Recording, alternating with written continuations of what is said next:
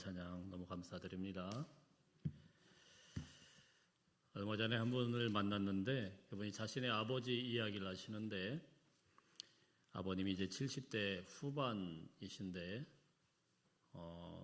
집 앞에 있는 경로당을 한번 갔다가 화가 나셔가지고 막 씩씩거리면서 말씀을 하시고 내가 다시는 경로당을 가나 보다 막 이러면서 말씀을 하셨대요. 그 말씀이 무슨 말씀이냐면 갔더니 90대 형님과 누님들이 질비해 계시고 그 위에 또 기라성 같은 80대 형님들이 딱 군기를 딱 잡아가지고 처음 왔다고 막내야 이리 와봐라, 물 떠와라, 커피 타라, 청소해라 막 이러니까 너무 화가 나가지고 내가 다시는 거기 안 간다 이렇게 말씀을 하시더라는 겁니다. 최근 통계를 보니까 우리나라 평균 연령이 굉장히 높아졌어요. 여성이 87세 정도 된다고 합니다. 남성은 81세. 그리고 이제 65세 이상 된 인구가 전체 인구의 20%를 넘었다고 합니다.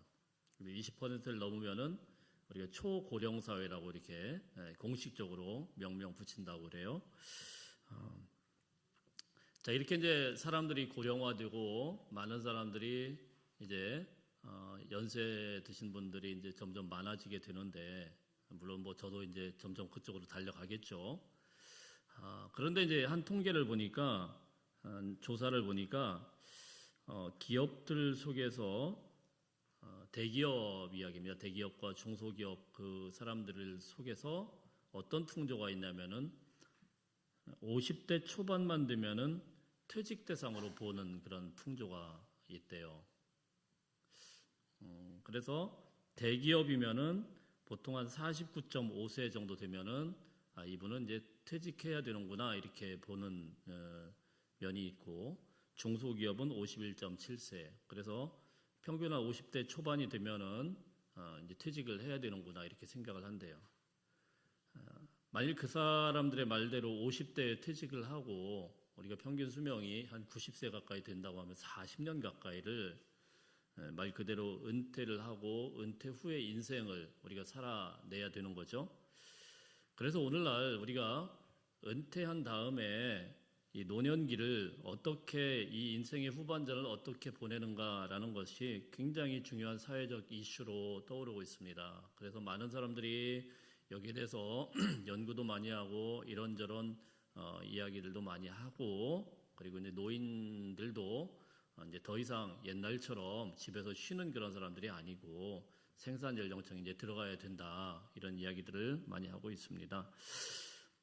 성경을 보면은요 하나님께서는 사람들의 은퇴 시점에서 오늘날 우리가 보는 관점과는 많이 다른 시각을 갖고 계신 것 같습니다. 물론 뭐 우리가 지금 겪어내는 연령층과 성경에 나오는 그 연령이 똑같다고 보기에는 조금 무리수가 있어요. 고대 과거에 있었던 그런 연령 계산법과 지금이 완전히 똑같다라고 볼 수는 없겠지만 그래도 하나님께서 아브라함을 하나님께서 부르셔서 너는 본토 친척 아비의 집을 떠나 내가 내게 지시한 땅으로 가라라는 그런 부르심이 있을 때의 나이가 75세입니다. 모세를 하나님께서 부르셔가지고 이스라엘의 200만이라는 이런 이스라엘 백성들을 인도하여서 약속의 땅으로 가도록 불러서 세운 그때가 80살입니다. 그리고 40년 동안 120살까지 40년 동안 광야길을 헤매었다. 그리고 이스라엘 백성들을 이끄는 지도자가 되었다라고 성경은 말씀을 합니다. 그래서 하나님께서 사람을 불러서 세우는 것을 보면은요 나이를 초월해서 사람을 세우고 있더라는 겁니다. 그러므로 세월이 사람을 늙게 하는 게 아니고 마음의 자세가 하나님 앞에서 어떻느냐에 따라서 이 사람이 늙은 사람인지 아닌지가 판단이 되는 것 같습니다. 아직 젊은데도 어떤 사람은 세상 다 산 것처럼 무기력하게 사는 사람이 있는가 하면은 어떤 사람은 나이가 들었는데도 불구하고 젊은이보다도 훨씬 더 뜨거운 열정으로 비전을 갖고 새로운 미래를 도전하는 사람이 있습니다. 바로 오늘 우리가 살펴보는 갈렙이라는 사람이 대표적인 인물이라고 볼 수가 있습니다. 갈렙은 오늘 자신의 나이를 분명하게 밝히는데 10절 말씀에 보면은 85세였다 이렇게 밝히고 있습니다. 하나님의 은혜를 주셔서 85세까지 건강하게 살았어요. 그리고 나서 그가 뭐라고 이야기를 하냐면 12절 말씀에 보면 이렇게 기록을 하고 있어요. 그날에 여호와께서 말씀하신 이 산지를 지금 내게 주소서. 85세 이 노인이 지금 내게 그 산지를 주소서, 이렇게 비전을 당당하게 여호수아에게 요구를 하고 있는 것입니다.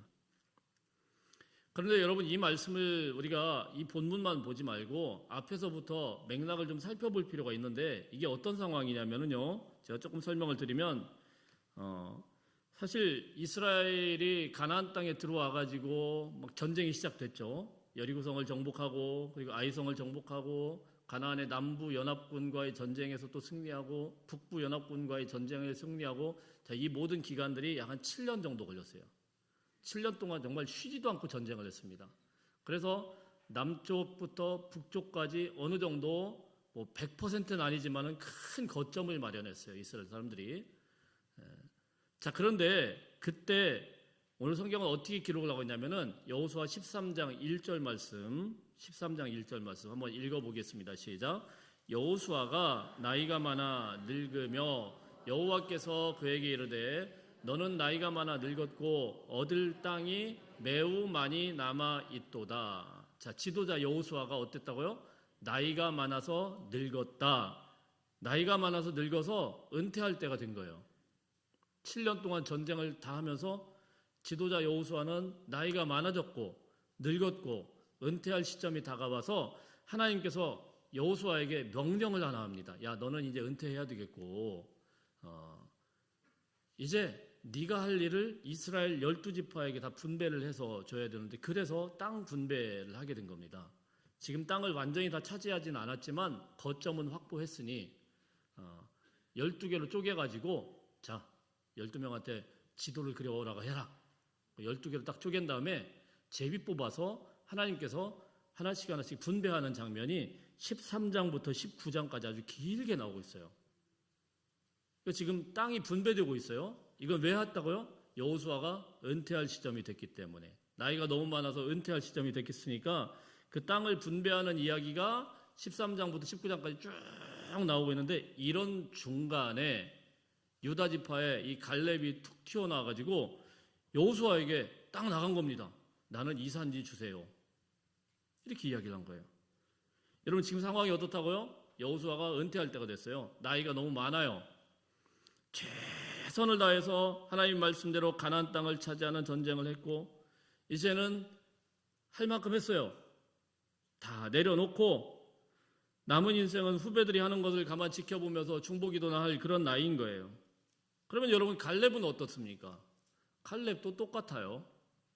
왜냐하면 출애굽 1세대에서 가나안 땅을 밟은 두 사람 아닙니까? 여호수아와 갈렙. 같이 늙어가고 있는 처지예요.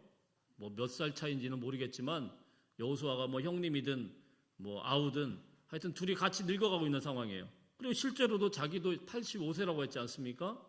은퇴해야 될 그런 시점인데 여호수아에게 찾아가가지고 이 산지를 나에게 주옵소서. 산지는 그야말로 산지죠. 험산줄령이라고 하죠. 진짜 험산입니다. 지금 설악산을 올라가고 있다고 생각을 하시면 돼요. 설악산보다도 이스라엘의 산은 훨씬 더 험합니다. 자, 이 산지를 달라고 이렇게 요구하는 겁니다. 그 땅을 내가 올라가서 정복하겠다. 흔히 우리는 나이는 숫자에 불과하다 이렇게 말을 하는데, 정말 이 말처럼 딱 어울리는 인물이 갈렙인 것 같아요. 오늘 이 말씀 보시면서 갈렙의 믿음과 고백과 이 기백을, 또한 큰 도전의 은혜의 시간이 되시기를 주의 이름으로 축복합니다. 첫 번째 한번 읽어봅니다. 첫 번째. 시작. 믿음은 약속을 끝까지 붙드는 것입니다. 6절 읽어보겠습니다. 6절 시작. 그때에 유다 자손이 길갈에 있는 여호수아에게 나오고 그니스 사람 여분네의 아들 갈렙이 여호수아에게 말하되 여호와께서 가데스 바네아에서 나와 당신에게 대하여 하나님의 사람 모세에게 이르신 일을 당신이 아시는 바라. 갈렙이 무슨 이야기를 하냐면 그때 옛날 이야기하고 있습니다. 여호수아에게 그때 있잖아요, 이 이야기를 하는 거예요.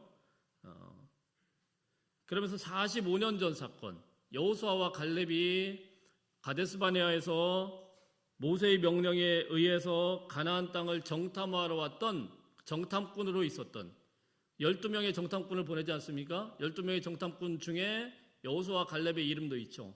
그들이 가나안 땅을 40일 동안 쭉 돌아봤어요. 우리 7절 8절 읽어봅니다. 7절 8절 시작.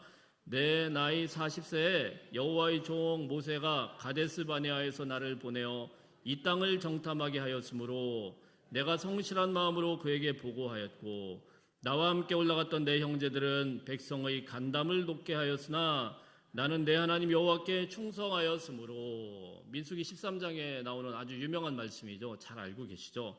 12명의 정탐꾼을 모세가 가데스바네아에서 쭉 보냅니다. 그래서 이들이 40일 동안 이스라엘의 전국을 쭉 돌아다니고 와가지고 보고를 하는데 굉장히 부정적인 메시지를 이야기를 합니다. 땅은 좋습니다. 과연 젖과 꿀이 흐르는 그런 땅입니다. 그런데가 중요하죠. 우리는 그들 앞에 서니까 메뚜기 같던데요. 이렇게 이야기한 거예요. 메뚜기 같던데요. 싸워보나 마나 승산이 없습니다. 이렇게 부정적으로 이야기하는 바람에 200만이나 되는 이스라엘 백성들이 밤새도록 우는 거예요. 우리를 왜 여기까지 데려와서 죽이느냐. 차라리 애굽 땅에서 있었으면 잘 먹고 죽지. 이러면서 죽는 거나 잘 먹고 죽는 거나 그냥 죽는 거나 똑같은데 막 불평을 한 거예요. 원망하고 불평하고 모세를 원망하고 또 하나님을 원망하고 막 원망을 합니다. 그때 갈렙이 탁 나서서 이야기를 해요. 민수기 13장 30절 말씀에 보면 갈렙이 그 위험한 순간에 딱 나서가지고 뭐라고 이야기하냐면 막 분통이 터져서 이야기를 합니다. 야, 좀 조용히 좀 해봐라. 우리가 곧 올라가서 그 땅을 취하자. 능히 이기리라. 이렇게 외쳤던 사람이 갈렙이에요. 그때도 갈렙은 그 마음속에 막 불붙는 게 있었어요. 그 땅은 우리 거다. 하나님이 주신 우리 땅이다. 그 땅을 취하자. 근데 그 결과는 어떻게 됐습니까?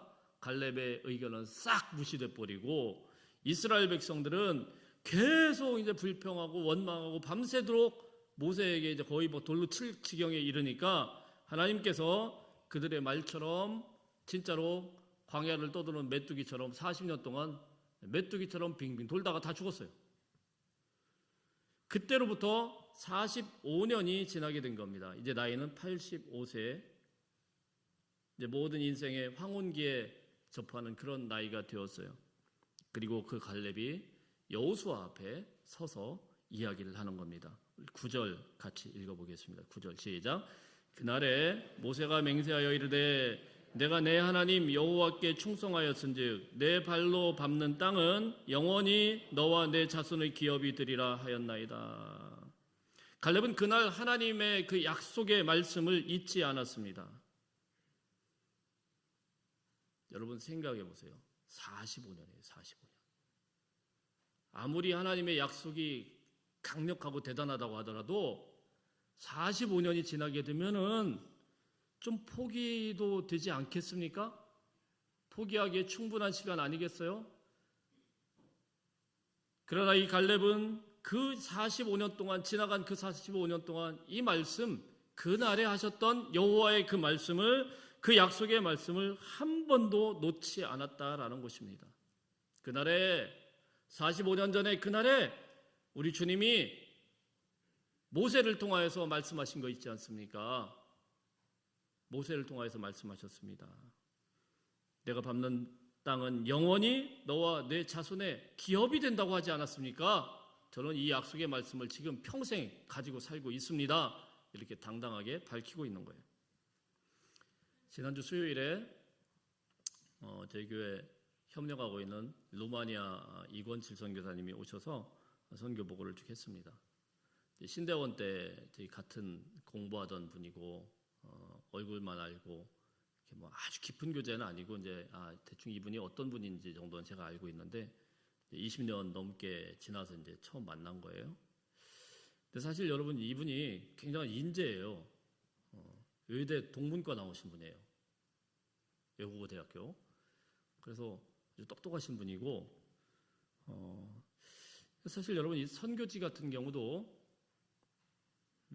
많이들 가는 곳이 있고 좀 잘 안 가는 곳이 있어요. 많이들 가는 곳은 가가지고 뭔가 좀 열매 좀 많이 잘 쉽게 열매 좀 맺을 수 있고 전도하기도 편하고 이런 데는 많이들 가요. 뭐 태국이라든가 필리핀이라든가 뭐 이런 데 많이 갑니다.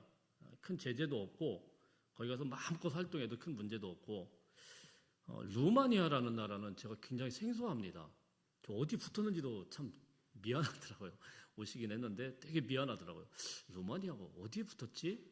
저도 잘 안 봐서 그게 동구권 유럽이라는 것 정도는 알겠는데 뭐 체코, 헝가리 뭐 이런 것 정도까지는 제가 대충 알겠는데 루마니아는 잘 모르겠더라고요. 뭐 저만 그런가요? 한국 사람들 다 그럴 거예요. 뭐 체코, 헝가리까지는 많이 들어봤는데 루마니아 그러면 이게 잘 감이 안 잡혀요. 그래서 저는 저쪽 위쪽인 줄 알고 러시아 옆에 있어서 많이 춥겠죠? 그랬더니 안 춥대요. 완전 헛다리 짚은 거예요. 그래서 제가 봤더니 위도상으로 봤더니 우리랑 비슷하더라고요. 전혀 다른데요. 그래서 안 그래도 뭐 한국 사람들 이야기를 하는데 한국 사람들이 거의 안 들어오는 땅이랍니다. 그 땅 면적이 근데 남북한 합친 것의 1.8배, 거의 2배 가까이 돼요. 인구는 한 1,800만 정도. 땅덩어리가 굉장히 넓죠. 주로 1차 산업, 농사를 지어가지고 사는 그런 나라입니다. 딱 선교사님들이 지금 들어와서 한국 선교사님들이 손에 꼽을 수 있는데 7가정만 들어와 있대요. 인기가 없어요. 또 저희 교단에서는 이 선교사님이 딱 한 명, 한 명 더 있다고 했던가? 하여튼 뭐 그렇게 인기가 없어요. 그 제가 너무 궁금하지 않습니까? 아니 어떻게 루마니아를 들어가게 되셨냐고. 뭐 외국어 대학교에서 독어까지 전공을 하셨다라고 하면은 뭐 언어가 안 되는 것도 아니고 뭐 영어든 독일어든 뭐 잘하실 수 있기 때문에 언어 문제도 별로 문제가 안 되고 그래서 다른 선교지들도 많이 있는데 그래 좀 쉽게 갈 수 있는데 루마니아는 루마니아어를 또 새로 공부를 하셨대 2년 동안. 그래서 하도 신기해서 아니 왜 거기를 가셨어요? 좀 전공 살려서 다른 데 가실 수 있을 텐데 이렇게 물어봤습니다. 그랬더니 안 그래도 20년 전에 선교훈련 받고 나서 잠시 그런 유혹이 있었답니다. 사이판 쪽에서 사이판이 미국령입니다. 그래서 사실 사이판에 들어가면 미국 시민권자가 돼요. 선교하면서 한 분이 은퇴를 하시면서 선교사님을 초청을 했대요. 여기 와서 같이 사역을 하면 좋겠다. 잠깐 도와드렸더니 당신이 좀 맡아서 하면 좋겠다. 이렇게 이야기를 하더래요.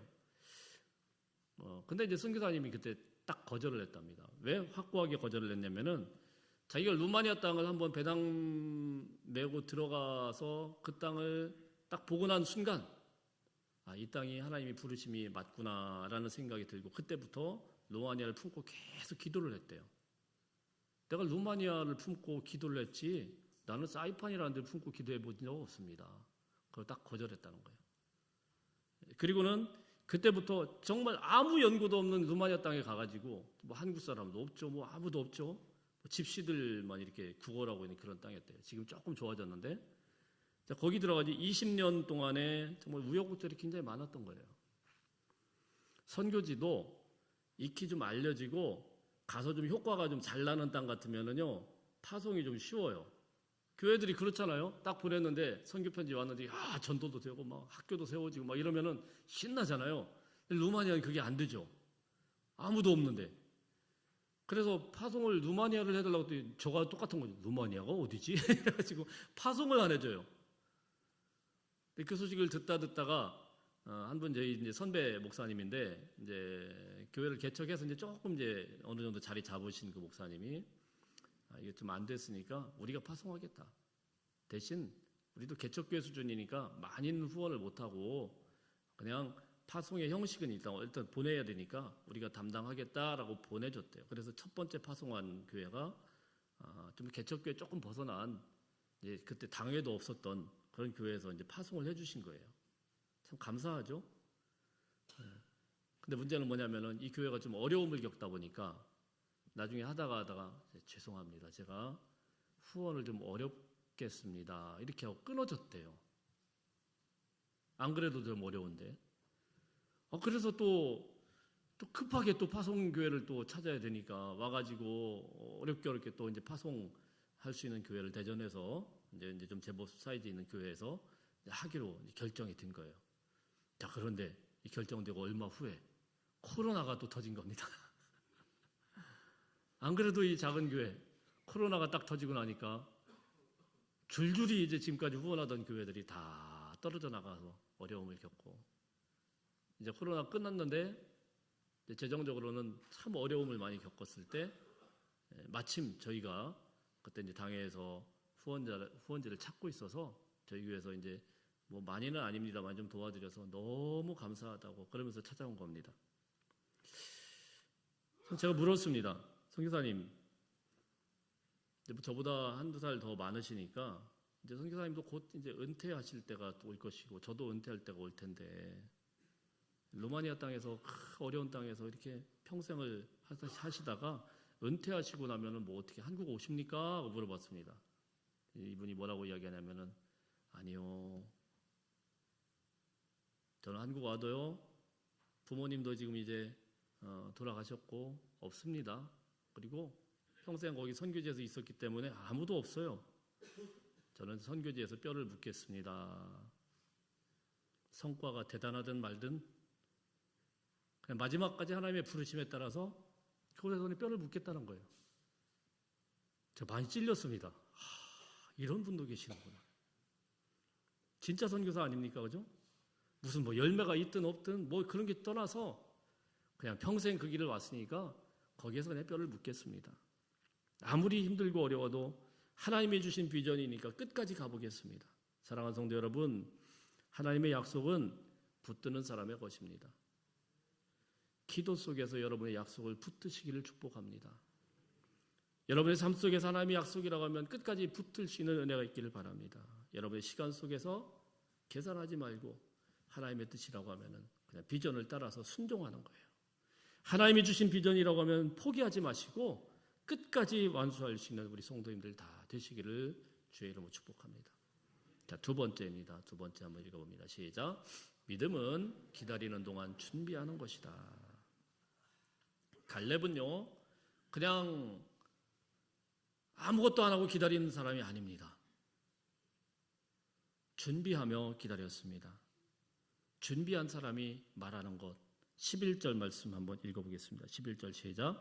모세가 나를 보내던 날과 같이 오늘도 여전히 강건하니 내 힘이 그때나 지금이나 같아서 싸움에나 출입에 감당할 수 있으니. 85세 노인이 뭐라고요? 나 힘 있습니다. 이날만 기다렸습니다. 한 번도 잊지 않았습니다. 그때나 지금이나 출입에 감당할 수 있습니다. 여전히 강건합니다. 운동 열심히 하신 것 같아요. 굉장히 열심히 하신 것 같아요. 85세 어른이 이런 이야기를 하실 수 있을까? 그냥 정신력 이야기가 아닙니다. 영적으로 여러 가지로 철저하게 준비되었다라는 겁니다. 광야 40년 동안을 묵묵히 견뎠어요. 여러분 생각해 보세요. 아니 갈렙과 여호수아는 잘못한 게 아무것도 없어요. 아니 그런데 나머지 10명의 정탐꾼이 괜히 와가지고 분란을 일으켜가지고 뭐 메뚜기 같다고 막 이렇게 이야기해서 이스라엘 백성들이 밤새도록 울어가지고요. 출애굽 1세대는 그 불신의 죄로 인하여서 약속의 땅을 무려 38년 동안이나 못 들어가게 된 거예요. 다 거기서 죽었어요. 솔직히 갈렙에게 있어서는 이 일이 억울하겠습니까? 억울하지 않겠습니까? 무지 신경질 나는 거예요. 아니 나는 잘못한 게 없는데 내가 그때도 가자고 그랬는데 할 수 있다라고 했는데 내 말은 싹 무시되고 38년 동안이나 광야길을 같이 헤매게 되었고 그 사람들이 다 죽어가는 광경을 다 봤단 말입니다. 얼마나 억울해요. 아니 하나님이 좀 공평하려고 하면은 야 갈렙 여호수아 너희들 열해. 나머지 군기 잡자 해가지고 뺑뺑이 뭐 이래야 되는 거 아니겠어요?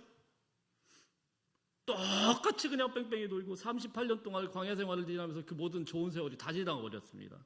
얼마나 억울하겠습니까? 자신은 잘못한 것 하나도 없는데 그 푸른 청춘을 광야길에서 다 바쳐버린 거예요.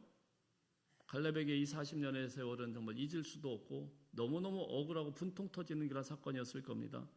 그런데 무엇으로 이 40년의 억울한 시간을 갈렙이 버티고 견딜 수 있었을까요? 10절 말씀 보겠습니다. 10절 시작. 이제 보소서, 여호와께서 이 말씀을 모세에게 이르신 때로부터 이스라엘이 광야에서 방황한 이 45년 동안을 여호와께서 말씀하신 대로 나를 생존하게 하셨나이다. 오늘 내가 85세로되. 그 40년뿐만이 아니고 그 후에 45년 동안도 어떻게 버틸 수 있었다고요? 여호와께서 나를 생존하게 하셨다. 자기가 견딘 게 아니래요. 우리 주님이 매일매일 매 순간순간마다 붙들어 주시는 그 은혜가 있어서 견딜 수 있었대요. 45년 동안 갈렙은 매일처럼 이 하나님을 의지하면서 그 힘으로 살아나게 된 겁니다. 여러분, 하나님의 말씀을 가슴에 품고 사는 사람들은요, 쉽게 포기하지 않아요. 그래서 오늘 본문 말씀을 보면 갈렙이 평생을 어떻게 살았는지 그 인생에 대해서 우리가 한마디로 요약을 하자면은 9절, 10절, 12절에서 똑같이 나오는 말이 있어요. 여호와께서 말씀하신 대로. 이 말씀을 비전으로 딱 품고 그 말씀 꽉 붙들고 철석같이 말씀대로 살아낸 사람이 바로 갈렙이라는 거예요. 여러분, 하나님의 말씀을 흘려듣지 마십시오. 딱 붙잡고 선포해야 돼요. 하나님, 이 말씀 주셨지 않습니까? 담대하라고 하지 않았습니까? 주님, 이 말씀 믿고 제가 달려가겠습니다. 하나님, 주님께서 힘내라고 하지 않았습니까? 주님께서 이런 말씀을 주셨으니까 제가 힘내보겠습니다. 그렇게 일어나는 사람이에요. 선포하는 거죠.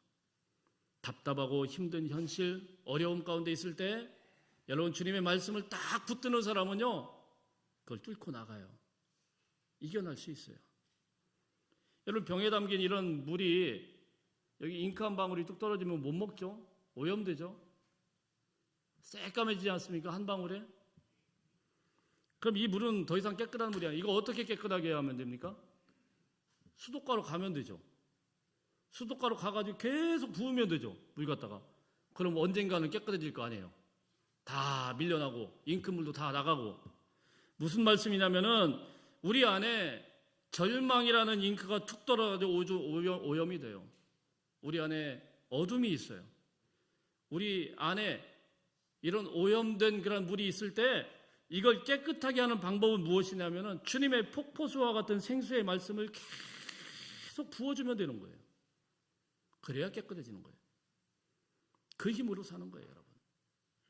말씀이 여러분 안에 항상 밀려 들어오게 되면은 어느 순간에는 우리를 어둡게 하던 절망이 다 밀려나가고 떠나가 버리고 사라져 버리게 되는 것을 믿으시길 바랍니다.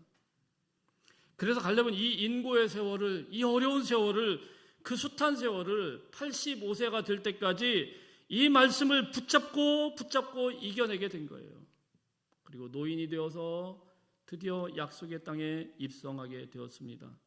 모세가 죽고 난 뒤에 이스라엘의 최고 어른은 이제 여호수아와 갈렙 두 명입니다. 실력이나 나이나 모든 면에서 갈렙이나 여호수아나 크게 뭐 다를 게 없어요. 그런데 하나님께서 후계자로 선택을 하는데 여호수아만 선택하고 여호수아 이름만 쭉 나오고 갈렙은 여기 딱 한 번 나옵니다. 섭섭할까요? 안 섭섭할까요? 저 같으면 무지 섭섭합니다.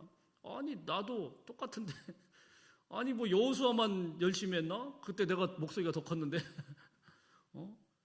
그럴 만도 한데 이 7년 가나안 정복 전쟁 동안 이 친구와 같은 여호수아를 계속 1인자로 모시면서 평생 2인자로 살아가면서 모든 전쟁을 다 치러내요. 갈렙이 어떻게 이런 위치에서도 불평 한마디 않고 끝까지 견딜 수가 있었을까요?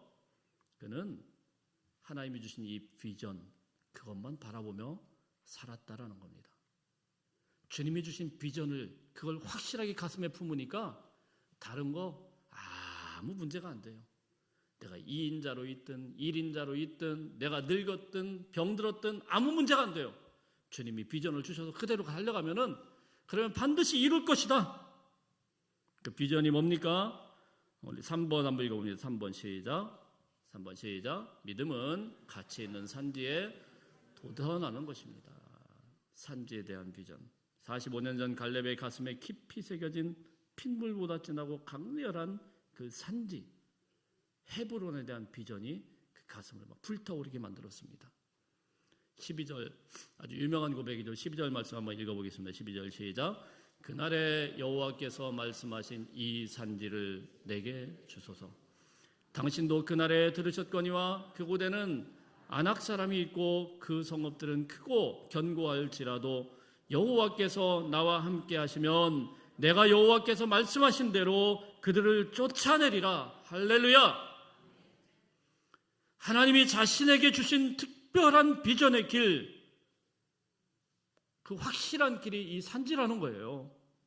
그러니 그거 쳐다보다 보니까 여러분, 이 갈렙은 왜 이 산지가 위험한 걸 왜 모르겠습니까? 다 알죠. 헤브론이라는 곳은 결코 매력적인 땅이 아닙니다. 뭐 무슨 욕심으로 달라는 게 아니에요. 여러분, 땅덩어리도 좋은 땅이 있고 좋지 않은 땅이 있죠. 좋은 땅이 비싸지 않겠어요? 헤브론은 한 927m 고지대에 있는 그냥 바위산이에요. 아무것도 없어요.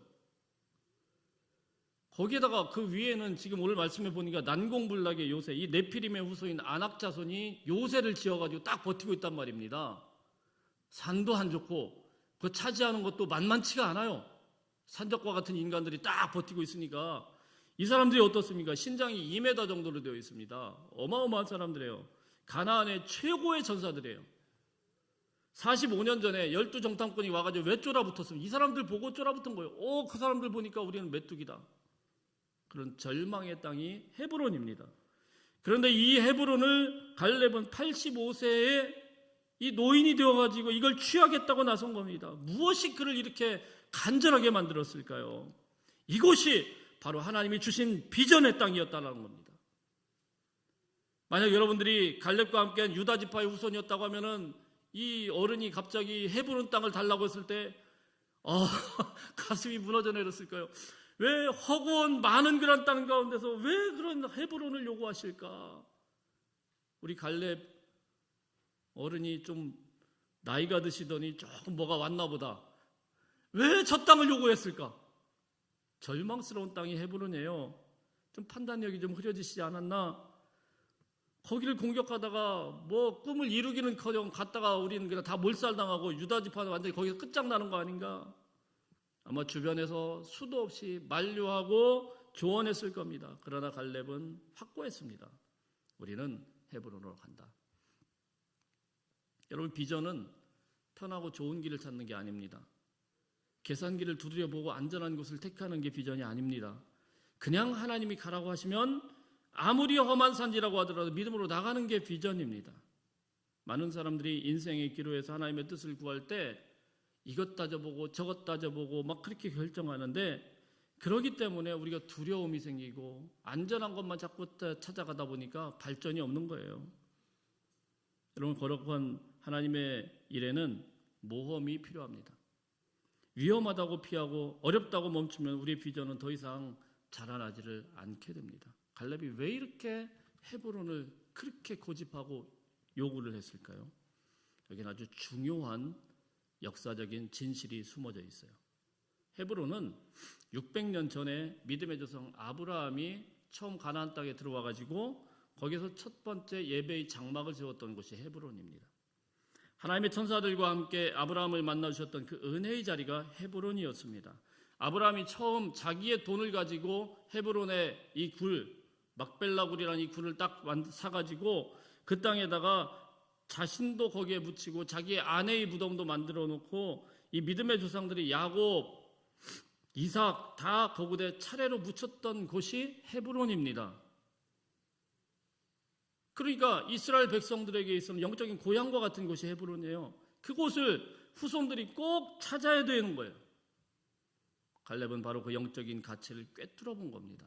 이 헤브론은 아브라함, 우리 조상 아브라함과 이삭과 야곱, 이 조상들이 살던 조상들의 땅이다. 이건 우리 땅이다.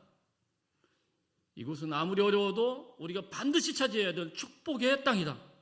아무리 험해도 이곳은 우리가 무조건 지켜야 한다. 갈렙의 믿음은 단순하고 명확했습니다. 비전의 땅 앞에서 결코 물러서지 않겠다라는 겁니다.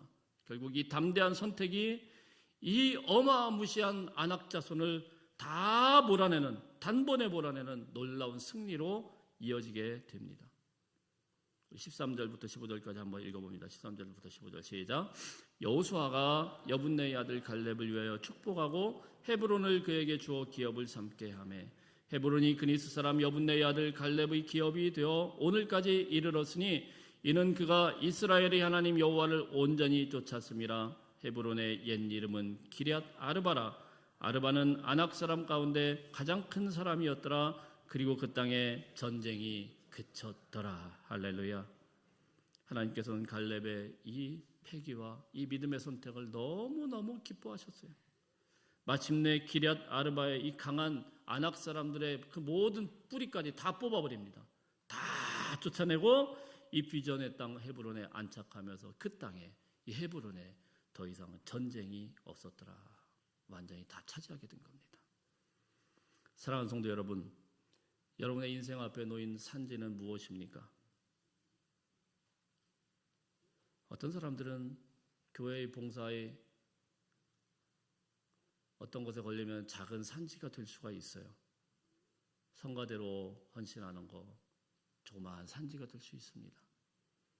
또 교사로 헌신하는 거 이게 또 산지가 될 수도 있어요. 구역장으로 또 여러 가지 봉사를 할 때 또 직분을 맡은 게 이런 게 산지가 될 수 있어요. 저는 당연히 목회라는 것이 또 산지가 될 수 있겠죠. 여러분에게 이 산지는 무엇입니까? 피하고 싶은 자리입니까? 아니면 지금도 버겁게 힘들게만 느껴지는 무거운 자리입니까? 갈렙은 오늘 우리에게 도전하고 있습니다. 절대로 피하지 마십시오. 그곳이 바로 약속의 땅입니다. 하나님이 축복한 축복의 땅입니다.